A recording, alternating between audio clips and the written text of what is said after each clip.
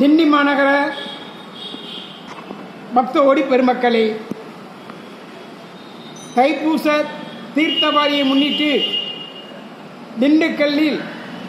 காவல் தெய்வமாக அருள்பாலிக்கின்ற அருள்மிகு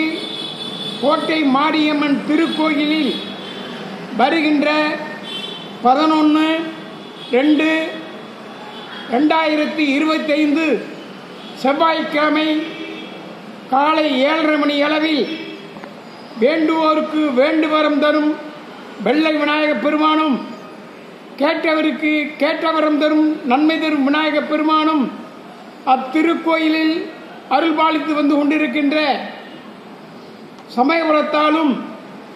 மதுரை வீரன் கருப்பணசாமி புடைசூழ, அதனைத் தொடர்ந்து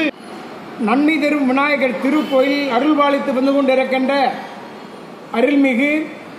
வேண்டுவோருக்கு வேண்டுவரம் தரும் வெற்றிவேல் முருகனும் புடைசூழ அபிராமியம்மன் காளஹஸ்தி சுவாமிகளும் திண்டுக்கல் அருகாமையில் அமைந்துள்ள கொடவனார் தீர்த்தவாரியில் சரியாக 12 மணி அளவில் 16 வகையான அபிஷேகம் செய்யப்பட்டு தீபாரணை காட்டப்பட்டு பக்தர்களுக்கு அருட்பிரசாதம் வழங்கப்படும். அன்று மாலை 4 மணி அளவில் தீபாரணை காட்டப்பட்டு பல்லாயிரக்கணக்கான பக்தர்களுக்கு அருட்பிரசாதம் வழங்கப்பட்டு அங்கிருந்து குடமலாரிலிருந்து கிளம்பி